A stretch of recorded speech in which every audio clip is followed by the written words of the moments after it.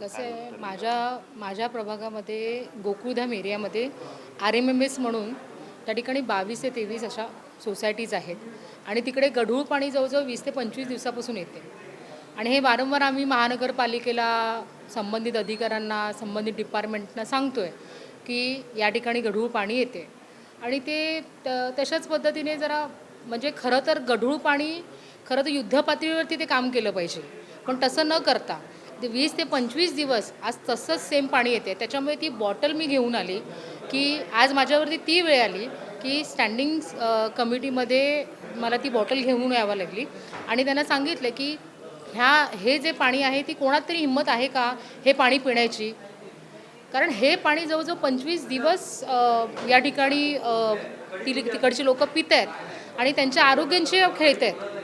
तर आणि त्यांचा सगळा रोष कसा असतं की नगरसेवक, पण संबंधित अधिकारी मग कन्स्ट्रक्शन डिपार्टमेंट असू दे, वॉटर डिपार्टमेंट असू दे, या ठिकाणी त्यांनी खरं तर युद्धपातळीवरती काम केलं पाहिजे.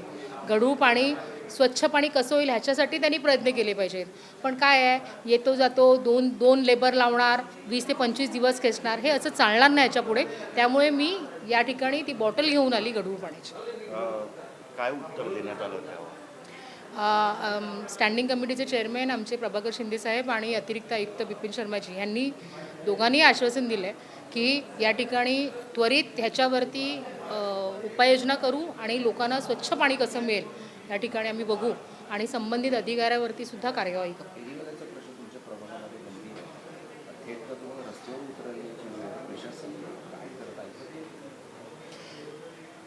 आपल्याकडे नियम आहेत काही की कोर्टाच्या समोर नको, शाळेच्या बाजूला नको, असे नियम आहेत. पण माझ्या या ठिकाणी Krishnavatika, Sai road, film city road या ठिकाणी हॉस्पिटल्स आहे, मंदिर आहे, दिंडोशी कोर्ट आहे. हे एवढं सगळं असतानासुद्धा तिकडचे आपले अधिकारी जे आहेत ज्यांना कार्यवाही करायची आहे, तिकडे कारवाई करायची आहे हॉकर्सवरती, तर ते करत नाहीत. आणि ते कशा पद्धतीने करतात तर आधी फोन केला जातो आणि त्याच्यानंतर ते सगळे हॉकर्स निघतात.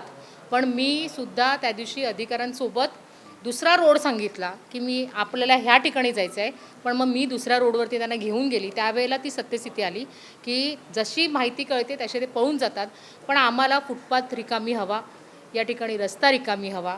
या आमच्या मुंबईकरांच्या टॅक्सपेअर मुंबईकर जे आहेत त्यांना या अशा पद्धतीने आमचं फुटपाथ रस्ता हे चालण्यासाठी, वाहतुकीसाठी काही अडथळा नको यासाठी हे हॉकर्स अनधिकृत हॉकर्स आहेत आणि तिथे तर नशेबाजी, ड्रग्स ह्या सगळ्या गोष्टी होत आहेत. तुम्ही जर बघितलं तर त्या नारळाच्या ह्याच्यामध्ये ड्रग्स वगैरे सगळं तिथे होते. तरीसुद्धा महानगरपालिका ही बघायच्या भूमिकेत आहे आणि त्यामुळे वारंवार आम्ही अशा पद्धतीने त्यांच्याबरोबर उतरून ही कारवाई करू.